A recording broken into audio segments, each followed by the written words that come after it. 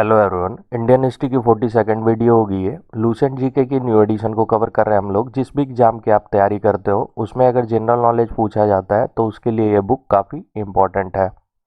Ancient India में आज ऋग वैदिक पीरियड या फिर अर्ली वैदिक पीरियड देखेंगे। इंडियन हिस्ट्री को 3 पार्ट में डिवाइड करते हैं: ancient India, medieval India and modern India. जिसमें से एंशियंट इंडिया अभी देख रहे हैं। एंशियंट इंडिया में क्या क्या पढ़नी है वो देख लेते हैं एक बार। एंशियंट इंडिया में prehistoric period, then Harappan civilisation, Vedic culture, Mahajanapada period, religious movement, Mauryan period and Gupta period. ये सारी चीज़ें जो है देखनी है। ये सारे टॉपिक्स हैं, ऐसे आगे डिवाइड करके हम लोग देखेंगे। जैसे मौर्य में मौर्यन पीरियड, फिर पोस्ट मौर्यन पीरियड, संगम पीरियड, ये सारी चीज़ें भी आ जाएंगी। तो आप ओवरऑल देखो तो ये सारी जो है मेन टॉपिक्स हैं जिसको हम लोगों को पढ़नी है इन एंशियंट इंडिया। अभी वैदिक कल्चर देख रहे हैं। वैदिक कल्चर जो कि 1500 बीसी से लेकर के 600 बीसी का पीरियड हो गया। इसमें वैदिक लिटरेचर हम लोग देख चुके हैं। इसके 2 डिवीजन होते हैं। वैदिक कल्चर को 2 पार्ट में डिवाइड कर सकते हैं: ऋग वैदिक पीरियड या फिर इसको आप अर्ली वैदिक पीरियड बोल सकते हो, और लेटर वैदिक पीरियड। तो ऋग वैदिक पीरियड जो है अभी हम लोग देखेंगे। ऋग वैदिक पीरियड में कुछ चीज़ें जैसे इसके इसका लोकेशन क्या है, ज्योग्राफिकल एरिया, देन 10 राजन वॉर। इन लोगों में एक्चुअली आर्यंस जो है उन्होंने बनाया कल्चर, इस कल्चर को, वैदिक कल्चर को। तो उनमें लड़ाइयाँ होती थी जिसमें से 10 राजन वॉर देखनी है तो वो देख लेंगे। देन पॉलिटी किस टाइप का था, क्या किस तरह की सोसाइटी हुआ करती थी ऋग वैदिक पीरियड में, उनका रिलीजन क्या था, और किस तरह की इकोनॉमी थी, ये सारी चीज़ें जो है वो देखनी है अबाउट ऋग वैदिक पीरियड। तो ऋग वैदिक पीरियड अभी हम लोग देखेंगे और नेक्स्ट लेक्चर में लेटर वैदिक पीरियड देखेंगे। तो देख लेते हैं। 1500 बीसी से लेकर के 1000 बीसी का पीरियड जो है वो अर्ली वैदिक पीरियड कहलाता है, या फिर इसको आप ऋग वैदिक पीरियड भी बोल सकते हो। क्यों? क्योंकि ऋग वेदा जो है ओनली सोर्स ऑफ नॉलेज है इस पीरियड का। इस कारण से इसको ऋग वैदिक पीरियड भी बोलते हैं। जब वैदिक लिटरेचर देख रहे थे हम लोग, उस टाइम पे हम लोगों ने देखी कि अर्ली वैदिक पीरियड के टाइम पे ही ऋग वेदा जो है वो कंपोज हुई थी। तो इस कारण से काफ़ी इंफॉर्मेशन दी गई है ऋग वेदा में अबाउट अर्ली वैदिक पीरियड। तो जैसे आप देख लो कि रिवर्स के बारे में दी गई है जानकारियाँ, या फिर हिमवंत जिसको अभी हिमालय बोलते हैं। ठीक है, हिमालय की अगर बात करें तो ये लाइट ग्रीन कलर में आप देख रहे हो, तो रिवर्स हो गई। देन माउंटेन में हिमालय जिसको हिमवंत लिखा गया है। मुंजवंत जो हिंदू कुश के बारे में बताई गई है, हिंदू कुश को ही मुंज में जो है मेंशन किया गया है।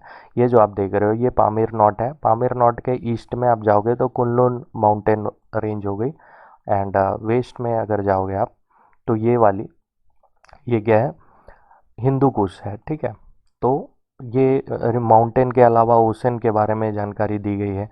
तो ये जो चीज़ें, ये जो इन्फॉर्मेशन दी गई है ऋग्वेदा में, उससे हमें ज्योग्राफिकल एरिया के बारे में कुछ आइडिया मिल जाता है कि कहाँ ऋग्वैदिक पीपुल जो है वो रहते थे। जैसे रिवर की अगर बात करें तो ऋग्वेदा में लगभग 40 रिवर्स के बारे में जानकारी दी गई है, उसका मेंशन है। जिसमें नदी सुक्ता हाइम जो है ऋग्वेदा का, उसमें 21 रिवर्स है। ठीक है, तो जिसमें गंगा को आप देखोगे, गंगा को ईस्ट में बताया गया है। गंगा आपको पता है, ये जो देख रहे हो आप, जस्ट अ सेकेंड, ये वाली। एंड कुबा जो कि अभी काबुल कहलाती है, मॉडर्न नाम आप अगर देखो तो काबुल, ये अफगानिस्तान से ऐसे निकल के ओरिजिनेट होकर के इंडस जो रिवर है उसमें मिल जाती है। ठीक है, इंडस की ट्रिब्यूटरी है, तो इसको वेस्ट में बताया गया है काबुल को। तो इससे ये आइडिया हो जाएगा आपको कि कहीं इस एरिया में ही ऋग्वैदिक पीपुल रहते थे और अर्ली वैदिक पीपुल, क्योंकि उन्होंने अपने वेस्ट में काबुल को बताया है और ईस्ट में गंगा। ठीक है, तो इन दोनों के बीच में ही उनका लोकेशन कहीं पे होगा। फिर ऋग्वैदिक पीपुल की अगर बात करें तो जो खुद को आर्यन बोलते हैं, उन्होंने, उनके बारे में जो है ये दी गई है जानकारी कि वो सप्त सिंधु वाले रीजन में रहते थे। सप्त सिंधु का क्या मतलब है? Land of 7 reverse. जिसमें 7 रिवर्स कौन सी होगी? तो एक तो इंडस हो गई, ये देख रहे हो, उसकी ट्रिब्यूटरी हो गई 5, तो 6 हो गई, और एक सरस्वती, ये टोटल कितनी हो गई? 7। तो ये लैंड ऑफ 7 रिवर्स जो है इसी को सब सिंधु बोलते हैं। और कुछ इस रीजन में, ये जो आप देख रहे हो ये वाली, इस रीजन में ऋग्वैदिक पीपल जो है वो रहते थे। ठीक है, मतलब ऋग्वैदिक टाइम पे या फिर अर्ली वैदिक टाइम पे आर्यंस जो है वो यहीं पे सेटल थे, ठीक है। नाउ रिवर्स की अगर बात करें तो रिवर्स जो है अभी मॉडर्न टाइम पे जिस नाम से जानते हैं, ऋग वैदिक के टाइम पे उसको दूसरे नाम से जानते थे। जैसे इंडस की अगर बात करें तो अभी मॉडर्न नेम इंडस है, बट ऋग वेदा में इसको सिंधु बोला गया है, ठीक है। तो ऋग वैदिक नेम जो है इंडस रिवर का वो क्या हो गया, सिंधु, ठीक है।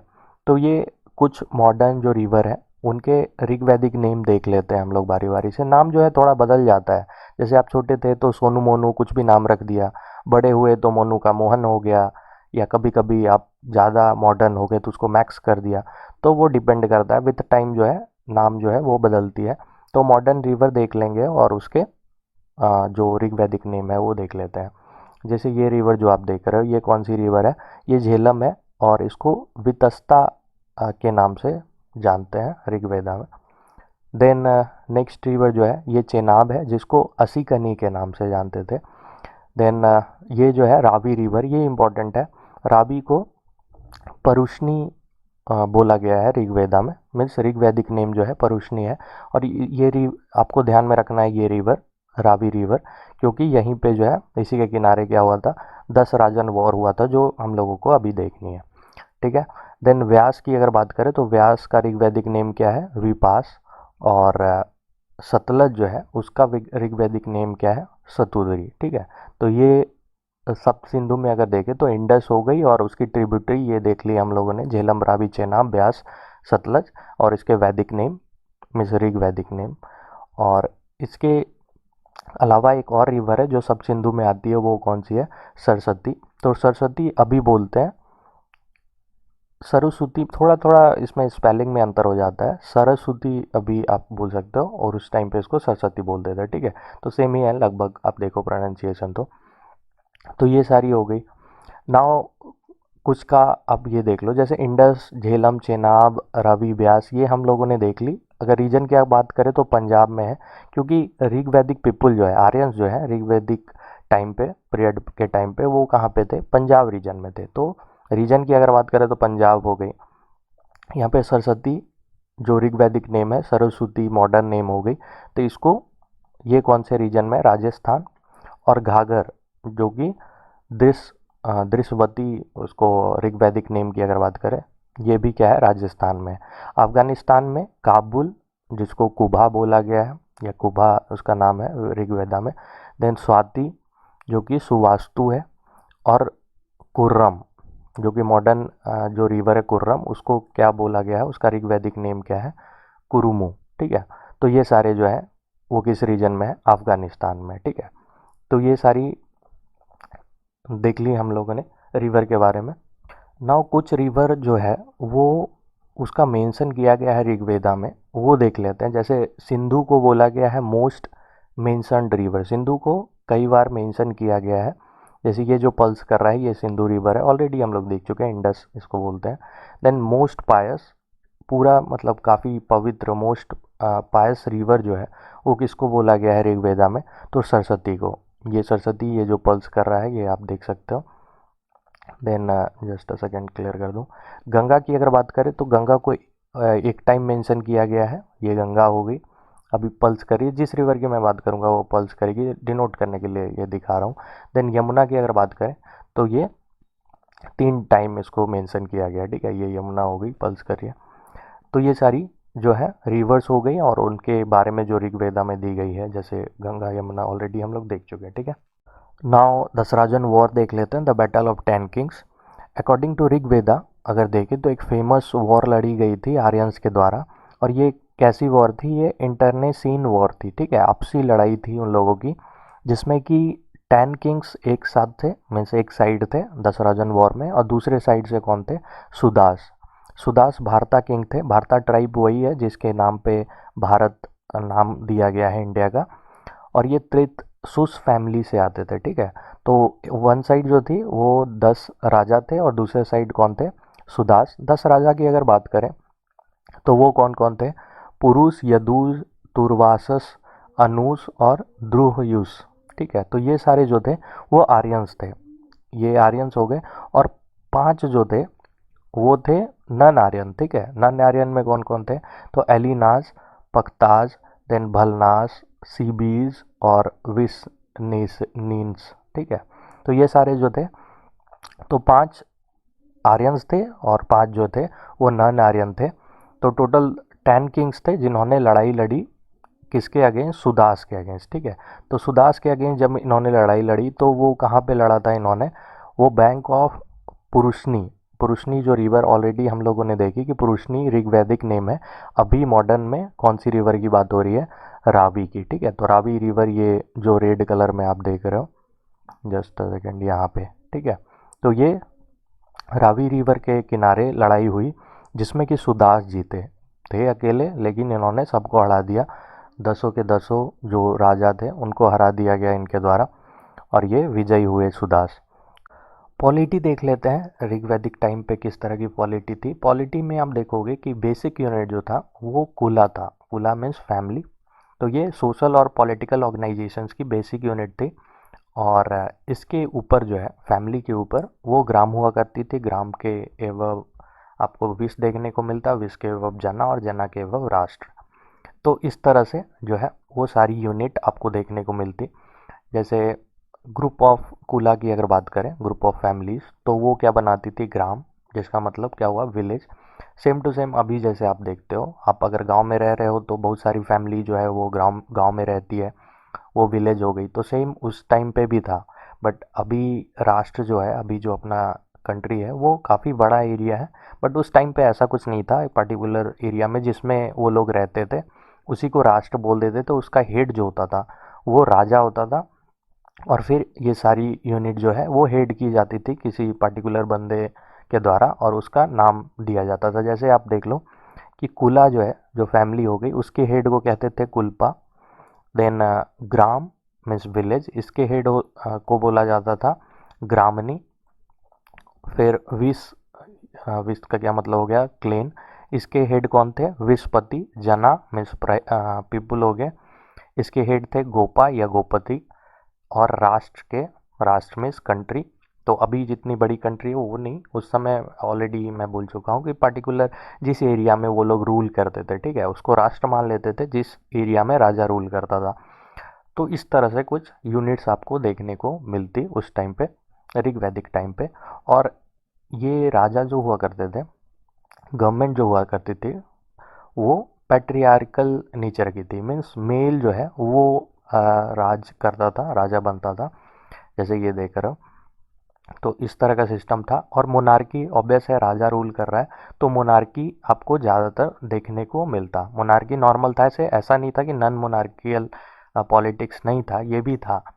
मीन्स ऐसा भी, जैसे अभी डेमोक्रेसी में आप देखते हो कि क्या है, राजा का रूल नहीं है, एक पीपुल मतलब लोगों के रिप्रेजेंटेटिव जो है वो रूल कर रहे हैं, ठीक है। तो डेमोक्रेसी में इस तरह का होता है। तो उसी तरह अगर मोनार्की में बात करें तो मोनार्की में क्या होता है, सर्वे सर्वा राजा होता है, ठीक है। राजा किंग जिसको बोलते हैं, तो वो सर्वे सर्वा होता है, वो सारी चीज़ें वो देखता है।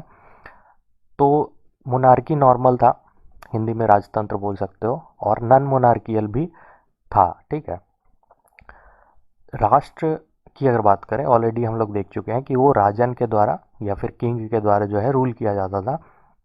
और किंग जो है वो क्या होता था, हेरिडेटरी था। मतलब किंग का जो वो पोस्ट हुआ करता था हेरिडेटरी था। जैसे उसके जो सक्सेसर होंगे वो उसी के फैमिली से होते थे, ठीक है, उसी के वंश से होते थे, रॉयल डिसेंड होते थे। और वो लॉ ऑफ प्री मोजिनेचर के अकॉर्डिंग उसको चुना जाता था। क्या मतलब हुआ कि जो भी राजा का वंश होगा, ठीक है, अगर वो वंश योग्य है तो उसको राजगद्दी दी जाएगी, ठीक है। तो ये छोटा सा चीज़ है। मतलब योग्य है इन द सेंस कि एक तो राजा का बेटा होना चाहिए, ऐसा नहीं कि कोई और हो, और प्लस उसमें योग्यता होनी चाहिए। तो जनरली क्या होता था, बड़े बेटे को ही देते थे जो कि योग्य है, ठीक है। तो इस तरह से वंश जो है वही सक्सीड करता था, वंश का जो बंदा है वही सक्सीड करता था आगे। तो ये हो गया। नाउ इलेक्टिव मोनार्की भी देखा जा सकता है। मीन्स प्रोबेबली अगर बोले संभवतः इलेक्टिव मोनार्की मीन्स राजा जो है वो चुना जाता था, ठीक है। तो ये भी संभावना है, ऐसे संभावनाएं ही बना सकते हैं।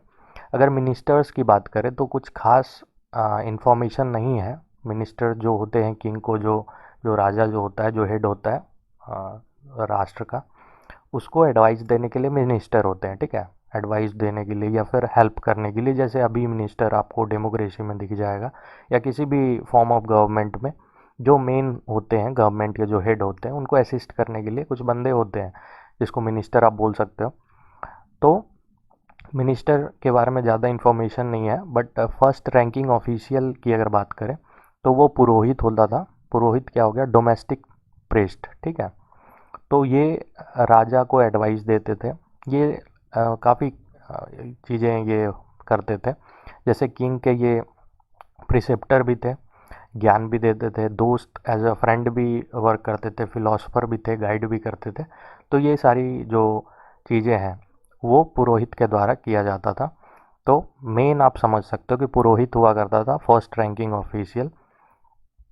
Then other important royal official की अगर बात करें तो सेनानी, जो आर्मी होता था, ऐसे फिक्स आर्मी, स्टैंडिंग आर्मी तो नहीं होता था उस टाइम पे, बट जो भी लड़ाई के समय जो भी आर्मी होती थी उसके जो हेड होते थे उसको सेनानी कहते थे। तो ये भी एडवाइस दे सकते थे, ये भी मदद करते थे, ऑब्वियस है।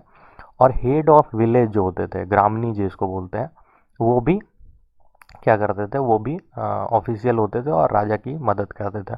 तो ये सारे ऑफिशियल हो गए। मेन ऑफिसर की अगर बात करें तो वो कौन थे, पुरोहित। आर्मी में फुट सोल्जर्स होते थे और सारथी होते थे। सारथी का क्या मतलब है, जैसे अभी प्लेन उड़ाने के लिए, अगर एयरफोर्स की बात करें तो प्लेन उड़ाने के लिए फाइटर पायलट की ज़रूरत होती है। उस टाइम पे क्या था, रथ था, रथ यूज होते थे लड़ाई में। तो रथ के लिए सारथी, रथ जो चलाते थे उनको सारथी बोलते थे। तो सारथी जो है वो हुआ करती थी। अब रथ चलानी भी तो आनी चाहिए, नहीं तो पता चला कि लड़ाई हो रही है, रथ जा कर के आप कहीं और टकरा दे रहे हो, खुद मर जा रहे हो। तो ये इसलिए फुट सोल्जर्स थे और चैरियोटियर्स में सारथी हुआ करते थे आर्मी में। वेपन्स की अगर बात करें तो वुड, स्टोन, बोन, मेटल, ये सारे यूज किए जाते थे वेपन्स बनाने के लिए। एरो के हेड पे, ये हेड हो गया, हेड पे मेटल का या फिर हॉर्न लगा देते थे। हॉर्न जो किसी भी एनिमल का हॉर्न हो गया, सिंग हो गया, उसमें पॉइजन लगा करके यूज की जाती थी। कुछ मशीन्स के रेफरेंस मिले हैं, जैसे मूविंग फोर्ट जिसको परचा रिस्वा बोला जाता था, फिर मशीन फॉर एजॉल्टिंग स्ट्रॉन्ग होल्ड्स। तो ये सारे भी यूज किए जाते, तो उसके कुछ रेफरेंस मिले हैं। किंग का जो था वो रिलीजियस ड्यूटी भी हुआ करती थी, लड़ाई के अलावा उसके कुछ रिलीजियस ड्यूटी भी हुआ करते थे। प्लस ऑर्डर और मोरल रूल्स ये भी वो इस्टेब्लिश करते थे। कुछ असेंबलीज के बारे में भी दी गई है ऋग्वेदा में, जैसे सभा, समिति, विद्वत, गणा, ये सारे एक तरह के कमिटी हुआ करते थे। तो उसमें आपको देखने को मिलता, जस्ट अ सेकेंड मैं इसको क्लियर कर दूं। सभा जो थी, सभा में कुछ प्रिविलेज्ड और इम्पोर्टेंट इंडिविजुअल्स थे। सिंपली आप समझो कुछ ज्ञानी लोग थे, और इस कारण से सभा जो है वो इम्पोर्टेंट हो जाता है। और ज्ञानी लोग होंगे तो वो ज्ञान देंगे, किंग को कभी कभी कंट्रोल भी करेंगे। तो इस तरह से दो पॉपुलर असेंबली हुआ करती थी, सभा और समिति, जो कि किंग का जो रूल था उसको कंट्रोल भी किया करते थे। तो इम्पोर्टेंट अगर असेंबलीज की बात करी जाए तो आपको ध्यान में रखनी है सभा और समिति। और लेटर वेदास के रिकॉर्ड के अकॉर्डिंग देखें तो सभा जो है बाद में as a court of justice भी काम किया करता था, मीन्स जस्टिस दिया करता था। कुछ क्राइम्स हुआ करती थी अर्ली वैदिक पीरियड के टाइम पे, जैसे थेफ्ट हो गई, बर्गलरी हो गई, स्टीलिंग ऑफ कैटल्स। जनरली क्या करते थे, कैटल जो है वो लोग पॉस्टोरल थे, पशु उन लोगों के लिए मायने रखता था। तो पशु की चोरी, या मोस्टली पशु में भी वेल्थ के फॉर्म में जो है काऊ को माना जाता था, गाय को माना जाता था। तो गाय की चोरी थोड़ा ज़्यादा ही था, देख रहे हो बच्चा लेके भाग रहा है, ऐसे तो ये जस्ट आइडिया लेने के लिए, रियल नहीं है। और चीटिंग भी एक तरह की क्राइम ही थी अभी के। तो ये सारी चीज़ें थी। नाउ सोसाइटी देख लेते हैं। सोसाइटी की अगर बात करें तो सोसाइटी में चार वर्ण हुआ करते थे। वो चार वर्ण कौन कौन से थे, तो ब्राह्मणाज, क्षत्रिय हो गए, और वैश्या, शूद्रा। तो ये चार जो है ये वर्ण हुआ करते थे, ये सोसाइटी को डिवाइड किया जाता था। और ये जो क्लासिफिकेशन था, ये जो डिवीज़न था सोसाइटी का, वो प्रोफेशन पे बेस्ड था। मतलब जो बंदे काम करते थे उसके बेसिस पे उनको ये सारे जो वर्ण है, डिवीज़न है, उसमें डाला जाता था। जैसे अगर ब्राह्मणा की बात करें तो ब्राह्मणा में टीचर और प्रीस्ट आते थे, जो साधु संत हो गए जो पढ़ाते थे वो ब्राह्मणा में आते थे, ठीक है। तो अभी के टाइम पे जैसे मैं पढ़ा रहा हूँ, बता रहा हूँ, तो मैं इस कैटेगरी में आ जाऊँगा, मुझे क्या बोला जाएगा, ब्राह्मणा। इसी तरह क्षत्रिय की अगर बात करें, जैसे रूलर और एडमिनिस्ट्रेटर आते थे। तो आप किसी भी जॉब की तैयारी कर रहे हो, कल को आप एडमिनिस्ट्रेशन में जा सकते हो, एडमिनिस्टर कर सकते हो गवर्नमेंट जॉब में जा करके।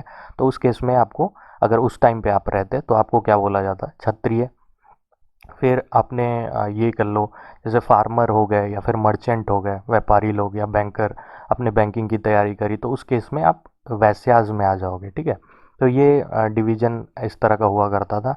और क्षुद्रा की अगर बात करें तो आर्टिसंस और लेबर्स हो गए, ठीक है। कल को मेरा ये मतलब पढ़ाने का मूड नहीं हुआ, मैं जा कर के लेबर का काम मैंने स्टार्ट कर दिया, ठीक है।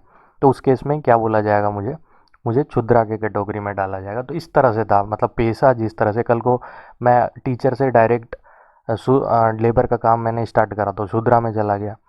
लेकिन ये सिर्फ पेशा के अकॉर्डिंग था, ऐसा कुछ मतलब रिजिड नहीं था ये, ठीक है।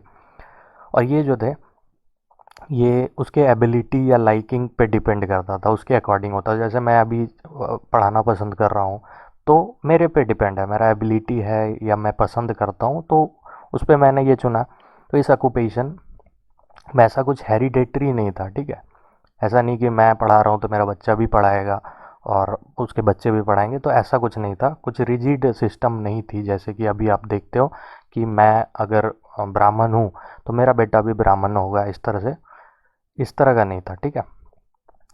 और अगर एक फैमिली में, मान लो फैमिली है आपकी, ठीक है, तो उस फैमिली में अलग अलग बंदे जो हैं, फैमिली मेम्बर जो है, वो अलग अलग तरह का पेशा, अलग अलग तरह का काम चुन सकते हैं। जैसे आप खुद के फैमिली में देख सकते हैं हम लोग, एक बंदा टीचर हो सकता है, मान लो फादर अगर टीचर है तो उसका बच्चा इंजीनियर हो सकता है, डॉक्टर हो सकता है। तो अलग अलग तरह का ऑक्यूपेशन जो है वो फॉलो किया जाता था उस टाइम पे भी।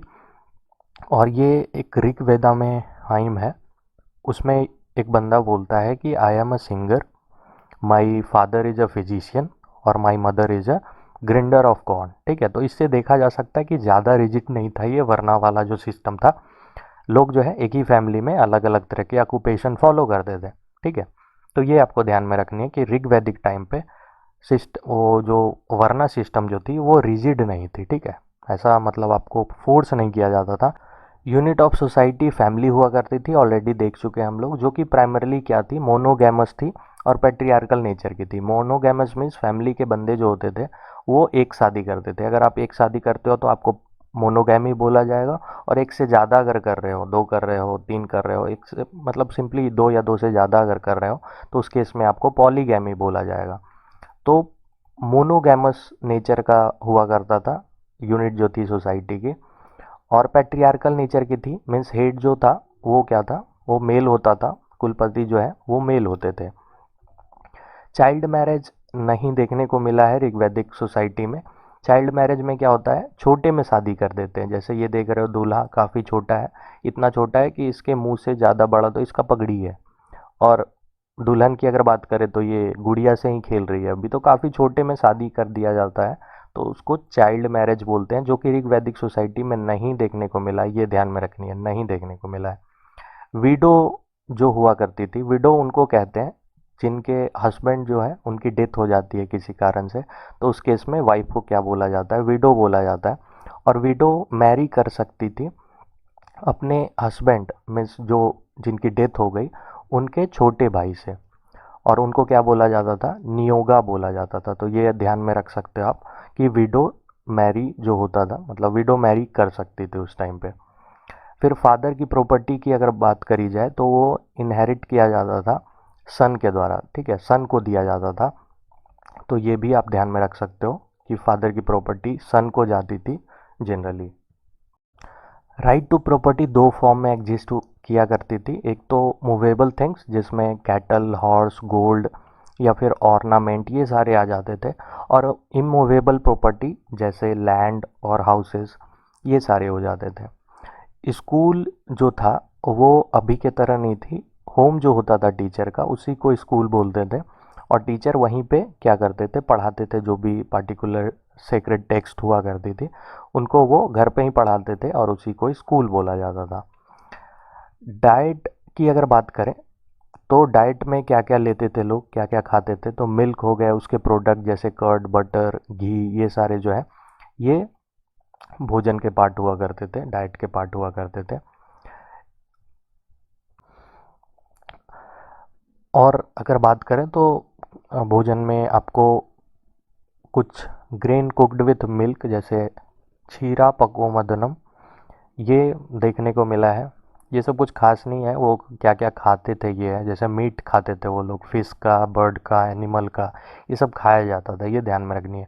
काव को मारना ये क्या था, गुनाह था उस टाइम पे। काव को जो है अघन्या बोला जाता था। अघन्या का क्या मतलब है, नॉट टू बी किल्ड, आप मार नहीं सकते। अगर आपने मार दी तो क्या होता था, पनिशमेंट मिलता था। पनिशमेंट में हो सकता है आपको डेथ की पनिशमेंट मिले, मीन्स पेनल्टी ऑफ डेथ, या फिर एक्सपल्सन फ्रॉम किंगडम, आपको किंगडम से निकाल दिया जाए। ठीक है, आपको जिस एरिया में आप रह रहे हो वहाँ से निकाल दिया जाए, भगा दिया जाए आपको कि जाओ तुमने गलत करा। तो गाय को मारना ये गलत समझा जाता था, ये आपको ध्यान में रखनी है। ठीक है, ये काव है, आप जान ही रहे हो, बच्चे से पढ़ते हो। अल्कोहलिक ड्रिंक में सूरा, सोमा ये सारे कंज्यूम किए जाते थे। जैसा कि हम लोग जानते हैं कि आर्यंस प्राइमरली एग्रीकल्चरल और पास्टोरल हुआ करते थे, और वो इस कारण से क्या था, एनिमल जो है उनके लिए काफ़ी मायने रखता था, और वेल्थ के लिए जो है, वेल्थ जो है वो काव को मानते थे। तो काव को जो है, गाय को जो है वो वेल्थ माना जाता था। अम्यूजमेंट की अगर बात करें, जैसे मनोरंजन, मनोरंजन के क्या क्या तरीके थे, तो म्यूजिक, डांसिंग, रथ रेसिंग, डाइसिंग, ये सारे जो है वो मनोरंजन के तरीके थे। वन स्टेंजा ऋग्वेद में देखने को मिला है, जिसमें एक जुआरी अपना दुख बयां करता है। उसमें ये बोला गया है कि वो बोलता है कि मेरी वाइफ जो है वो मुझे रिजेक्ट करती है और मेरी सास मुझसे नफरत करती है। तो ये सिंपल सा चीज़ है, इससे ये पता चलता है कि जुआ उस टाइम पे गलत था, बट फिर भी लोग जुआ खेलते थे। और ये सारी जैसे अल्कोहलिक ड्रिंक्स, सूरा, सोमा, ये सारे गलत ही हैं एक तरीके से, बट उस टाइम पे हुआ करती थी। जैसे अभी मोबाइल एक तरह से देखा जाए तो वो आपके लिए काफ़ी गलत भी है अगर आप उसको मिसयूज कर रहे हो, फिर भी आप यूज करते हो, घर वाले मना करें फिर भी घंटों यूज करते हो, जो कि एक तरह से गलत ही माना जाएगा। जो भी टाइम की बर्बादी है वो गलत ही है। ऋग्वैदिक टाइम पे अगर देखा जाए तो गॉड वर्शिप जो है वो जनरली क्या होता है, नेचर को ध्यान में रख के किया जाता था। जैसे नेचर के जो ऑनर हुआ करते थे उनको गॉड माना जाता था, नेचर को जो सिंबलाइज करते थे उनको गॉड मान करके वर्शिप की जाती थी। और ऐसा माना जाता था कि डिवाइन पावर जो है, गॉड जो है, भगवान जो है, वो क्या कर सकते हैं, बून भी, मीन्स वरदान भी दे सकते हैं और पनिश भी कर सकते हैं। तो इसलिए लोग डरते थे कि अगर मैं कुछ गलत करूंगा तो पनिशमेंट मिल सकती है, और अच्छा करना चाहते थे क्योंकि वो सोचते थे कि अगर मैं कुछ अच्छा करता हूँ तो मुझे कुछ वरदान भी मिल सकता है, हो सके मैं सुपरमैन बन जाऊँ। तो फायर जो है, आग जो है, उसको सेक्रेड माना जाता था, मीन्स पवित्र माना जाता था, और इसको समझा जाता था कि ये भगवान और आदमी, हम लोगों के बीच के एक इंटरमीडिएटरी है। ठीक है, तो ऐसा माना जाता था। जैसे ऑलरेडी हम लोग देख चुके हैं कि किसी पार्टिकुलर नेचर को प्रेजेंट जो करता था उन्हीं को गॉड माना जाता था। जैसे फायर जो है, ये फायर एक नेचर का पार्ट है, और इनको जो रिप्रेजेंट करता है उनको गॉड माना जाता था और पूजा की जाती थी। इस तरह से 33 गॉड्स हुआ करते थे, ये दो बार टाइप हो गया। जैसे 33 गॉड की अगर बात करें तो इसको बाद में 3 कैटेगरी में डिवाइड कर दिया गया। तो कौन सा, टेरेस्ट्रियल गॉड, टेरेस्ट्रियल गॉड, इसको हिंदी में अगर आप बोलो तो क्या हो गया, पृथ्वी स्थानीय। देन एरियल या फिर इंटरमीडिएटरी गॉड, अंतरिक्ष स्थानीय। और तीसरी जो डिवीजन है वो कौन सी है, सेलेसियल गॉड, द्यूस स्थानीय। ठीक है, तो ये सारे जो है इस गॉड को 3 कैटेगरी में डिवाइड किया गया। टेरेस्ट्रियल गॉड की अगर बात करें तो ये पृथ्वी हो गए, अग्नि, सोमा, बृहस्पति और रिवर्स, ये सारे जो है ये टेरेस्ट्रियल गॉड्स हो गए। ठीक है, तो ये सारे नेचर को प्रेजेंट करते हैं, और नेचर को प्रेजेंट जो करते थे उन्हीं को गॉड मान करके पूजा की जाती थी। मीन्स सिंपल आप बोल सको कि नेचर की जो है वो पूजा की जाती थी। इंद्रा, एरियल, अगर एरियल गॉड की बात करें तो इंद्रा हो गया, रुद्र, वायुवता और प्रजन्य, ये सारे हो गए। सेलेशियल गॉड में दयूस, सूर्य, जिनको 5 फॉर्म में पूजा की जाती थी जिनकी। देन वरुणा, अदिति, उषा और अश्विन, ठीक है। तो ये सारे जो है ये सेलेशियल गॉड हो गए। नाउ इंद्रा, अग्नि और वरुणा जो थे ये मोस्ट इम्पॉर्टेंट डेटीज में से थे ऋग्वैदिक टाइम पे, और ऋग्वैदिक में आर्यंस लोग जो है इनको इम्पोर्टेंस ज़्यादा देते थे। इंद्रा जो थे वो काफ़ी इम्पोर्टेंट है। इंद्रा को पुरंदरा भी बोला जाता है। ये इसका इनका क्या था कि ये माना जाता था कि ये डिस्ट्रॉयर ऑफ फोर्ट है, ठीक है। और इंद्रा मोस्ट इम्पॉर्टेंट गॉड थे और इन्होंने प्लेड करा रोल ऑफ वार लॉर्ड। इनको रेन गॉड माना जाता था, ठीक है। बारिश जो होती है, थंडर हो गए, बारिश, तूफान, ये सारे के ये गॉड होते थे, गॉड माना जाता था इनको। और 250 ऋग्वैदिक हेम्स जो है वो इन्हीं को डिवोट किया गया, इन्हीं के बारे में लिखी गई है ऋग्वेदा में, ठीक है। तो ये आप ध्यान में रख सकते हो। नाउ अग्नि की बात कर लेते हैं। ये अग्नि गॉड जो है ये सेकंड मोस्ट इम्पॉर्टेंट गॉड है और इनके लिए 200 ऋग्वैदिक हिम्स जो है वो है ऋग्वेदा में। देन इनको इंटरमीडिएटरी माना जाता है between God and people. Already हम लोग देख चुके हैं फायर के बारे में। तो फायर को रिप्रेजेंट करते तो इस तरह से इमेजिन करके इनको फायर गॉड और अग्नि गॉड जो है वो बोला गया, ठीक है। नाउ वरुणा जो है, वरुणा इनको वाटर के रिप्रेजेंटेटिव हो गई है, जैसा कि आप देख रहे हो ये क्रोकोडाइल पे इस तरह से बैठे हुए हैं। तो ये वाटर को जो है वो सिंबलाइज करते हैं। देन ये अपहोल्ड करते हैं रीता। रीता का क्या मतलब है? द नेचुरल ऑर्डर, या फिर इसको आप रीता से गोपा बोल सकते हो, ठीक है। नाउ सूर्य की बात कर लेते हैं। सूर्य या फिर सन बोल सकते हो। सन की पूजा जो है वो 5 फॉर्म में की जाती थी। पहली, सूर्य या सन बोल सकते हो आप। ऐसा माना जाता था कि ये गॉड जो है रोज आसमान में पूर्व से पश्चिम की तरफ अपना रथ लेकर के जाते हैं जिसमें कि 7 घोड़े हैं।